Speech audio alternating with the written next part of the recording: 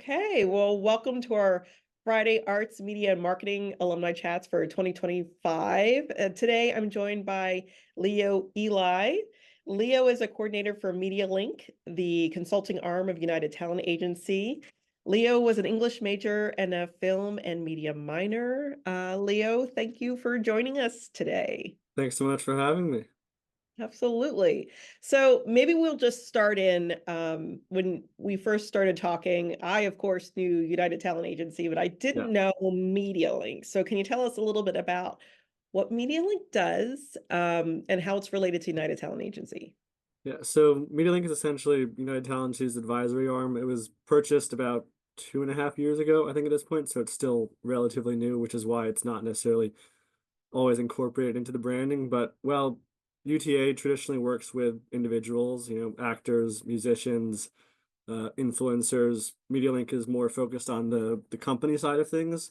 We primarily work with entertainment, media, tech, and advertising companies. I can't speak totally to the specific names, but a lot of the major media companies in the world, streaming services, fintech companies, a really broad range of things. But we also do work across other UTA divisions as well. I'm currently working on a project with part of the UTA creators team. That's the influencer division. So there's a lot of opportunity to work across the company, but we are primarily working with companies, advising them on any number of things. MediaLink sort of breaks down into these sort of two pillars. On one hand, there's the strategy pillar. That's primarily working with these companies to figure out ways to grow their business and just end of the day make more money. That I can't really get super into specifics of that, but that's a really broad range of things as well. The other side of things is transformation. This is more on the advertising side of things. We're primarily working with brands to reorganize within their company, and whether that be changing the organizational structures, the way they work together, the way they work across teams to make them more efficient and just work better within the broader media and marketing industry. Hope that's helpful someone. Happy to go into specifics a little more as best I can. And maybe what we'll do is we're kind of going through things. It might be that you'll have to pull on a little bit more of like how your job function interacts with all with Yeah. within the company. So that actually brings me to my next question is, can you talk me through a little bit about your role as a coordinator? So just to put, for you, Leo is a recent grad, so this is Yeah. a first role out there. So what does that look like your day to day? So each coordinator at MediaLink primarily supports one or two principals, which are senior leaders at the company across their sort of grouping of clients. I think the coordinator position sort of breaks down into three different types of roles. On the one hand, you're the project manager across all the various clients. You're making sure that everything gets done on time. You're keeping people on top of the various to-dos they have to do. You're taking notes in meetings. You're making sure that the team is prepped for any client calls. On the other hand, there's the strategy side of things. You're taking the first pass at thinking strategically. You're taking the first pass at building decks for the clients, taking first pass at writing briefs on for meetings they have. It's that side of things is very research based. But not just research based. It takes a lot of thinking. I think one of the really big benefits of the coordinator role is that it's really encouraged to be proactive and to take on work often above your seniority level. It's really so I know I if something really interests me, a lot of times I'll just take first pass at it, run it by the team, see what they think.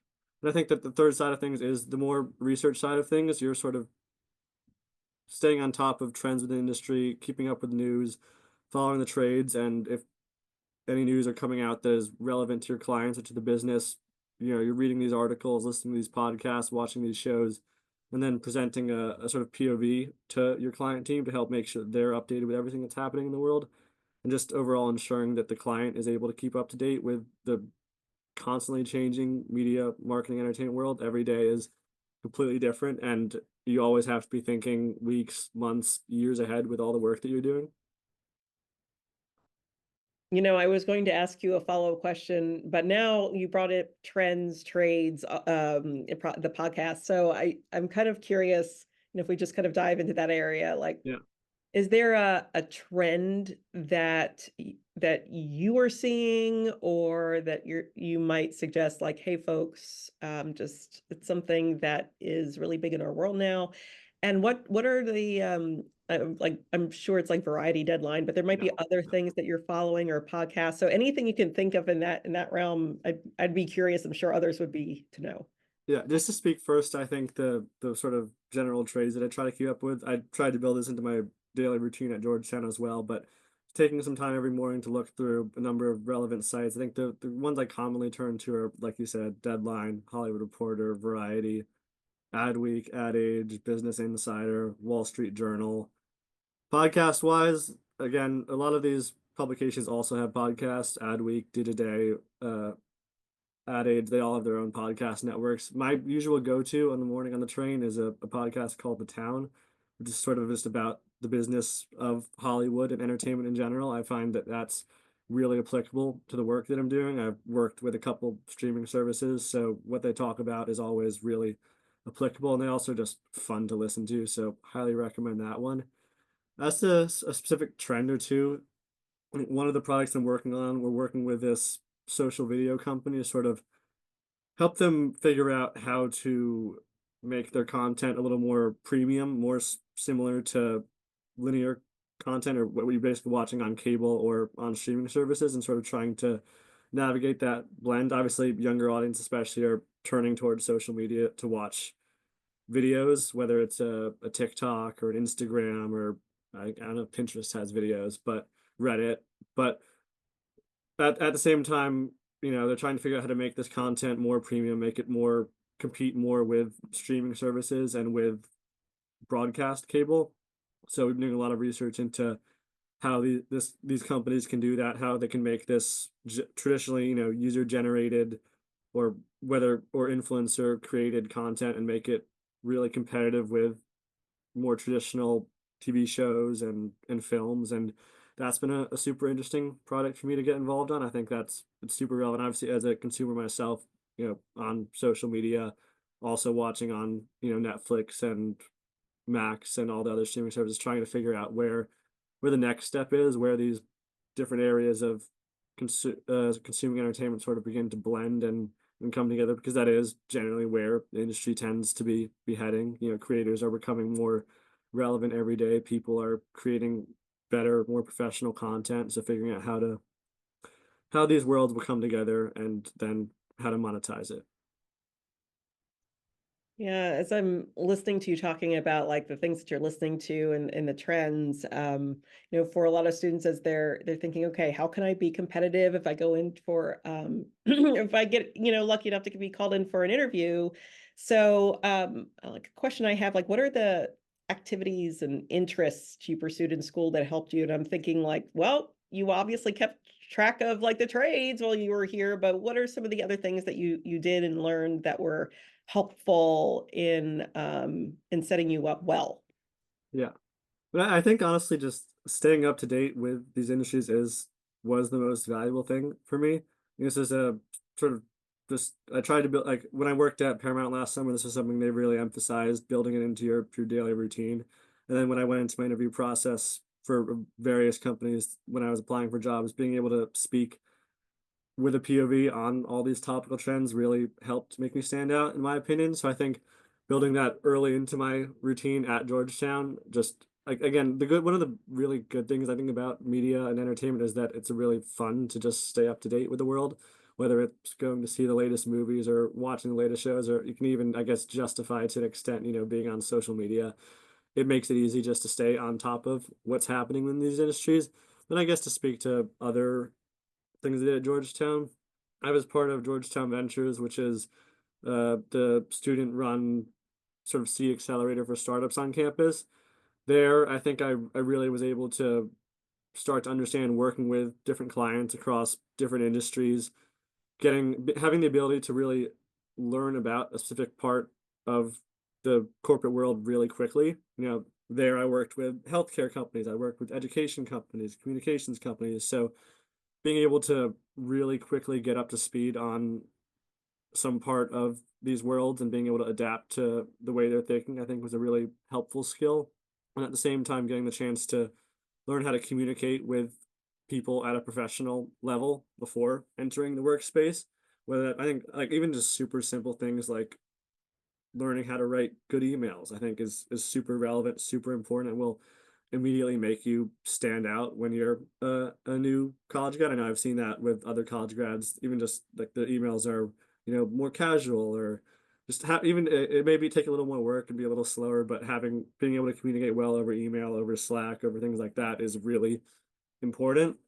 And then I think just in general, I was an English major, so this was sort of built into the way I went about school, but learning how to write quickly and analytically, I think is something that's really helped me stand out within the company so far, being able to digest information and then sort of compile it into something with an opinion that is something I think will be relevant in any job, especially across media and entertainment.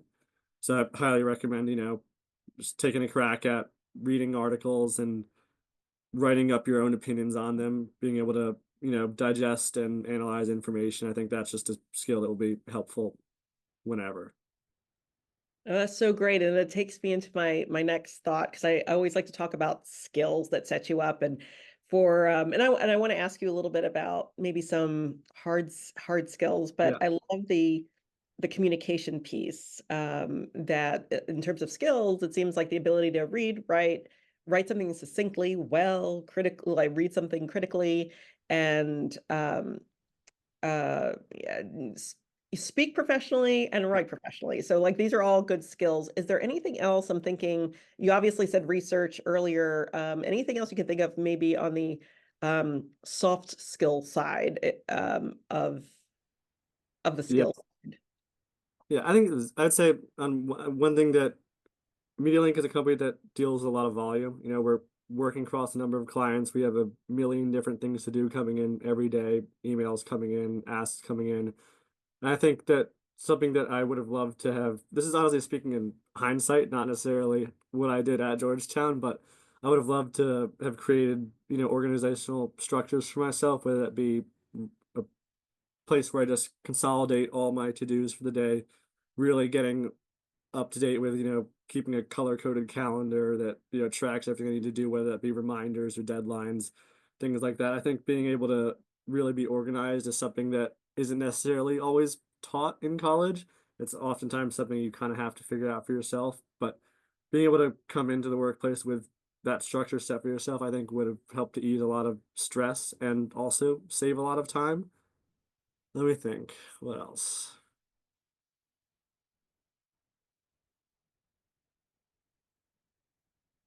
I mean, I think communication is the main one. Like whether that's verbally, being able to speak in meetings, being able to present, being able to communicate over email, over Slack, and do that in a professional, but also, articulate manner. I think that's just above all like the most important soft skill to have. Love that. I love that. And then other things that I was thinking about, you mentioned earlier, is it sounds like you're doing a lot of slides, so Yeah, slide decks. yeah, So, if we're talking about maybe some hard skills, what do you think about? And of course, this depends on job function, right? But you seem to be in more of a like a business role, so yeah. this could be very applicable across job functions. But like Excel, PowerPoint, anything you could think of that would be helpful for students to know.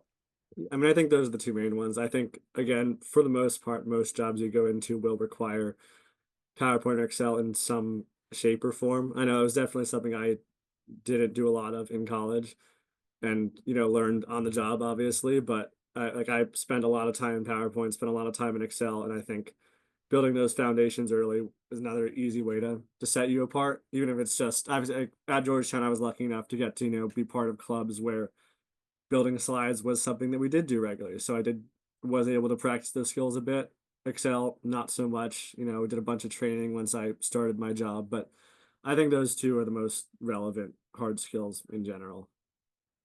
That's great. And so I will just interject and say that Yeah. for you Georgetown students who are watching, LinkedIn Learning has some free coursework, in Excel, PowerPoint, lots of hard skills, and you can access that through Lounger. So if you're just not up to, do you feel like you're not up to speed? That's a great place to do that.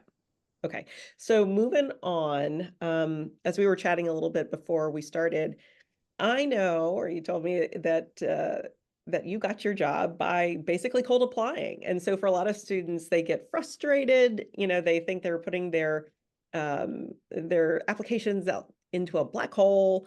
And so we really talk about the importance of both, don't stop applying, but you should also be talking to people at the same time to give you a Yeah. sense. So maybe to give students hope, because this is a tough industry to get into, is that maybe tell them through or talk them through the process that you did about applying and just what it was like to talk to folks, because I believe you also did a little Yeah. network as well. Yeah. I mean, I think the first step, and we talked about this back when I was at school, but really putting together a list of all the companies that interest you that, well, I mean, one of the things I found helpful was reading through Deadline and Variety and reading about shows that I liked, movies that I liked, then you go into those and you see who got to work on them, whether it was an agency or a production company or a streaming service. And a lot of times you'll find a lot of the more smaller, not necessarily major companies in those articles. So building together a list of all the companies that interest you, then, as I'm sure you tell everyone, setting up job alerts for them.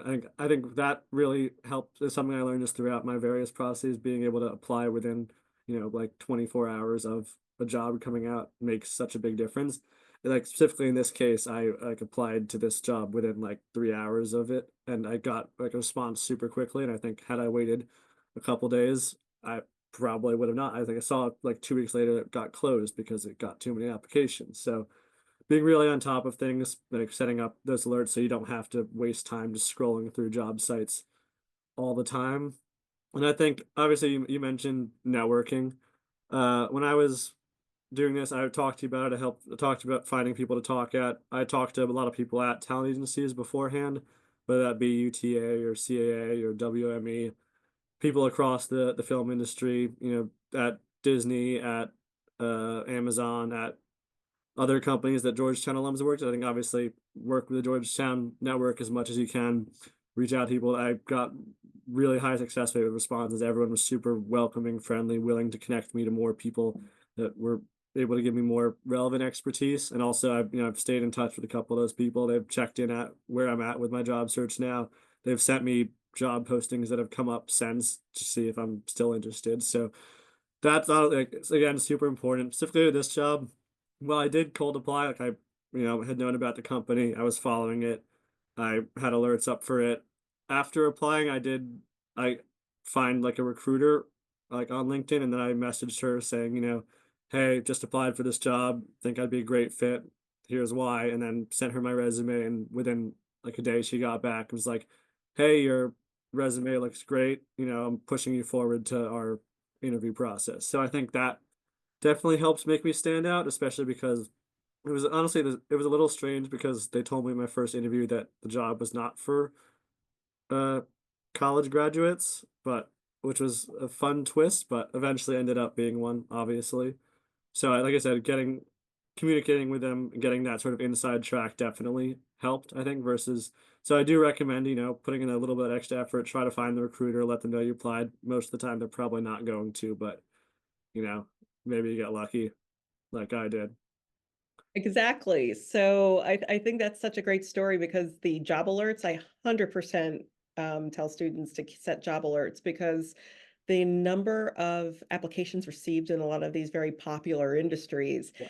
it is overwhelming for recruiters. So if you can be one of the first to apply, oh, that's fantastic. And if you can find a recruiter on LinkedIn and talk to them, that's fantastic. So I love that you had success in the traditional route, because a lot of Yeah. folks think that there is no success that way, but there is just as much success there as there is through the networking. So you can't really let either of them go. You have to use both.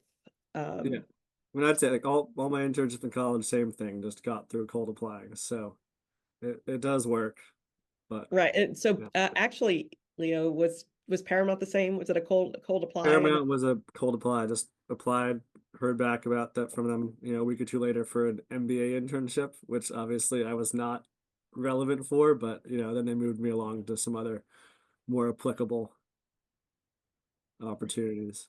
But no, I love that. I love that. It gives students hope, because I know that it can feel daunting, and that it's like yeah, it can feel like a black hole that you're sending your resume and your application to, but it does work. Um, so this is our noon chat, so they go very fast. Yeah. I want to honor your time, but I have one question for you, and this is kind of more the like a broader um general advice. Is there anything that we didn't discuss or anything you want to leave with students that would be helpful for them to know as and that could be freshmen through seniors as they're going to look for their internships or first job?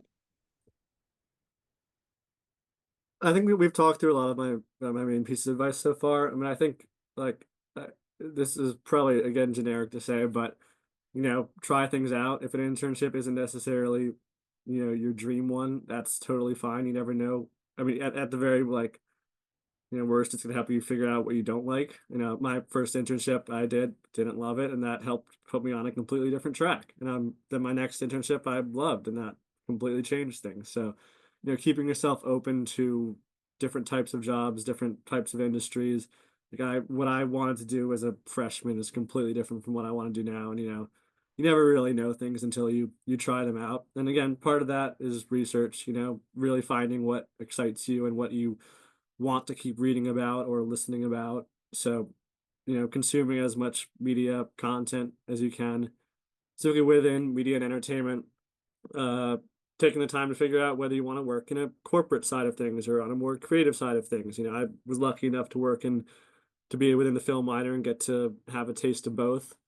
But at the same time, talking to people about that will be helpful. Like on one hand, job descriptions won't tell you really what you'll be doing all the time. So getting a sense from people what their day-to-day looks like.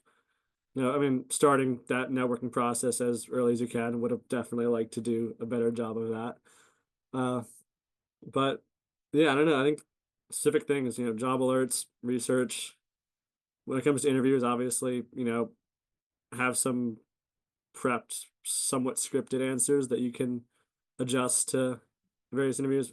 First maybe do some practice interviews, kill some time with some less relevant ones, and then that'll all get super super easy. Thanks, Leo. And I will also do a little shout out for, we offer mock interviews. So if Yeah, you want to do that, and we also have an AI software we've had for a number of years called Big Interview. So it takes you through some very beginner level questions and it can get very specific too. So shout out to Big Interview. You can do that on your own time. And the more you do informational interviews, the more you're going to get a sense of like the big trends that we're learning yeah, in the industry and things that you can maybe expect to get in an interview from a recruiter or somebody in the department that might be interviewing you after you see the recruiter. yeah. I mean, just to speak to my interview process, that was a part of it. They'd spitball about trends. They'd ask me my opinion on them. They'd ask me where I thought certain trends were going, and having that knowledge, made a big difference. Wonderful. Well, and these go by so fast, but Yeah. that brings us to time, Leo. Thank you so much for joining us today. And for all of you watching, we have these alumni chats throughout January, February, and March. So I hope to see you at the next one.